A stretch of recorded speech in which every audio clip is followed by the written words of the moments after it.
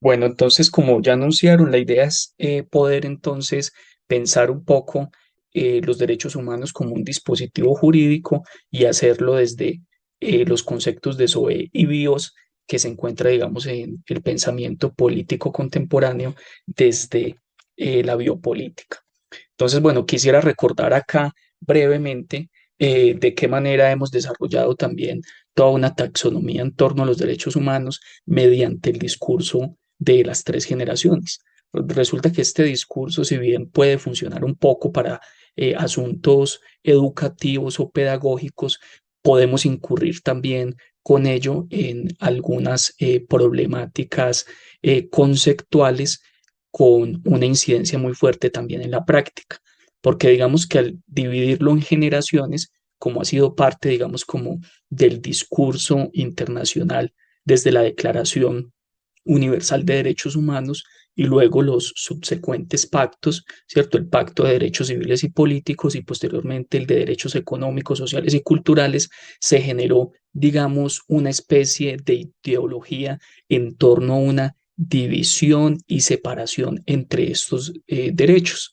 Digamos que lo que se ha planteado en la actualidad es que entre los diferentes derechos humanos no hay ningún tipo de división. Si queremos que se garanticen unos, es necesario que se garanticen los otros. Entonces, digamos, hay una interdependencia entre ellos. Pero entonces, a grandes rasgos, para que tengamos presente esa primera generación de derechos civiles y políticos, una segunda generación de derechos económicos, sociales y culturales, y una tercera generación relacionada con los derechos eh, colectivos y al medio ambiente. Entonces, lo que se pretende con esta presentación es que podamos ubicarnos un poco en torno también a estos tipos de derechos y de qué forma tratan de responder a esa condición humana, a eso que nos hace a nosotros humanos, pensándonos desde un legado biológico y un legado social y cultural que convergen en nosotros.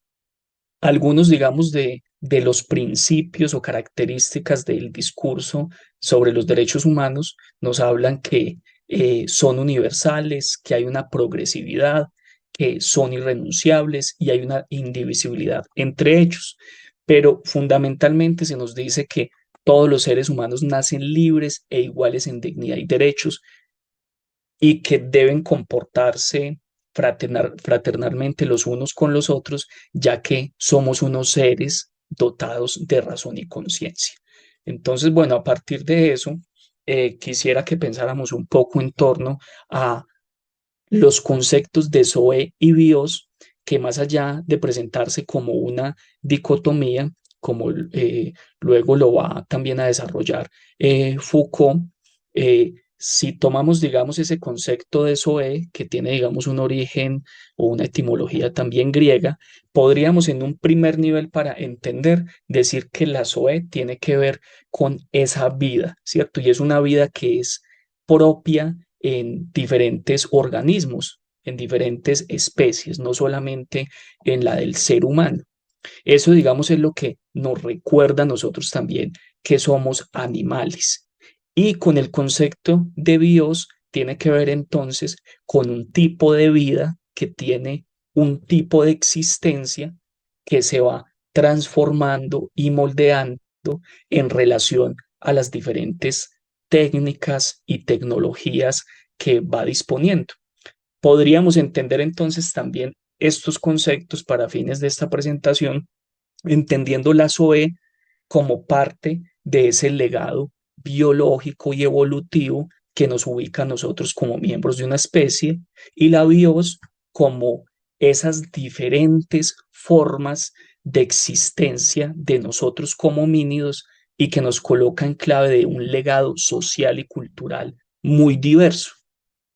Tendríamos entonces que ubicarnos un poco en esas etapas del desarrollo y formación también en el universo y en la Tierra en torno, por ejemplo, a la formación de los elementos. Acá vamos a tener una serie de elementos que van a ser una parte constitutiva de los ecosistemas que van a permitir la emergencia de diferentes tipos de organismos. Piensen ustedes en la formación de esos elementos, en el hidrógeno, en el oxígeno, y cómo desde allí se va a permitir entonces que seres vivos como nosotros podamos tener cierto tipo de respiración que no podría, digamos, realizarse sin oxígeno, ¿cierto? Entonces, tenemos luego una etapa biológica que va a ser allí la formación y evolución de los diferentes ecosistemas que van a permitir entonces que las diferentes especies vayan emergiendo. Y vamos a tener una etapa antrópica que sería ya con la aparición de unos homínidos que van a empezar a desarrollar toda una plataforma instrumental de adaptación, entendida esta como cultura. Tenemos entonces acá que con la SOE nos lleva a pensarnos en ese lugar nuestro en la tierra, en la naturaleza, en los ecosistemas, desprendiéndonos obviamente de una ubicación también en esos árboles de la vida, en un reino específico en el cual estaríamos nosotros en el animalia, y ubicarnos nosotros en esa familia de grandes simios, entre los cuales estarían los chimpancés, gorilas y orangutanes. Resulta que nosotros como primos de esos chimpancés llegamos a compartir un antepasado común. Ese antepasado común tuvo dos descendencias, por decirlo así, explicándolo de esta manera. La una siguió un camino evolutivo que conduce al chimpancé en la actualidad, y otro siguió un camino evolutivo completamente diferente que nos conecta a nosotros con el Australopithecus y los diferentes tipos de homínidos que fueron desarrollándose en ese momento. Este homínido que somos comparte una serie de sistemas en su cuerpo y sentidos y un desarrollo cerebral con algunas características más o menos cercanas a los miembros de su misma familia de primates. El asunto entonces, para seguir entendiendo acá esas relaciones entre la SOE y la BIOS, tendríamos entonces aquí una expresión de Foucault en términos de lo que consideraba que se podría pensar como una biohistoria, que tenía que ver entonces de qué forma esos diferentes movimientos de la vida como SOE luego son interferidos por procesos de la historia de esa BIOS, la historia de los diferentes sistemas sociales y culturales de las grandes civilizaciones, de la sociedad en la actualidad. Mediante este tipo de tecnologías estamos haciendo también algún tipo de presión en lo que vendríamos diciendo acá como la SOE, ¿cierto? Ese elemento también constitutivo de la vida que no solamente nos involucra a nosotros como homínidos, sino a otras especies. Cómo nuestra historia social y cultural interfiere en esa vida, y lo hemos hecho históricamente de diferentes formas. Si recordamos por allá desde la revolución del Neolítico como una revolución también agropecuaria y obviamente pues urbana, empezó también esos sistemas sociales y culturales a hacer presiones en diferentes especies, ¿cierto? Y producir diferentes cambios allí. Entonces, bueno, en ese orden de ideas, quería también acá plantear de qué forma en eso que denominamos sistemas socioculturales, que nos puede llevar a entender también ese concepto de bios.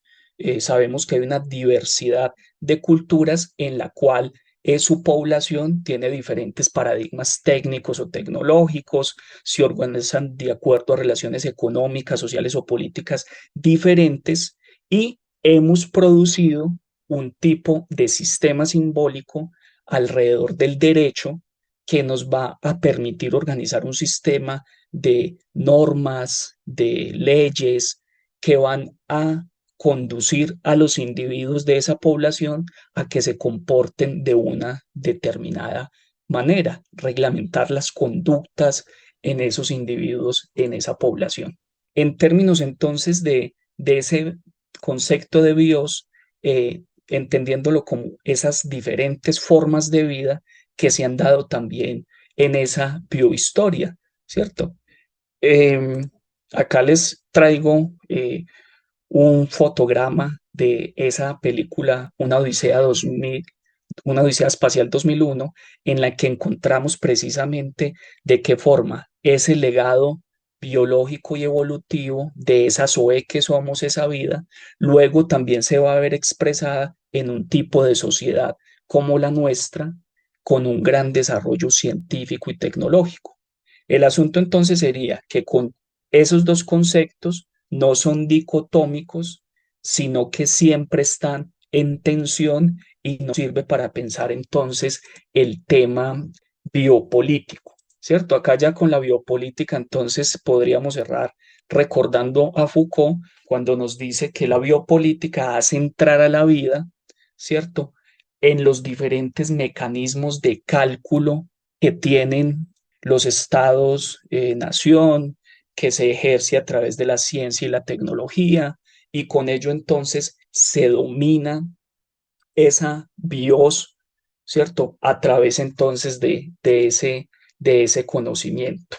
Nos recuerda que hay una serie de técnicas biopolíticas que comprenden al individuo como especie en relación, por ejemplo, a procesos como la natalidad, la mortalidad, y les quería recordar acá ya para finalizar que hay unos derechos humanos, por ejemplo, está el derecho humano al agua, que es el que nos recuerda a nosotros que como SOE, como vida que somos, requerimos de agua, ¿cierto? Para poder nosotros sobrevivir. Entonces, hace parte, digamos, como de ese discurso también internacional en el cual se busca dominar, ¿cierto? La vida en todas sus formas. Bueno, esto sería básicamente lo que quería presentar en este momento. Muchas gracias.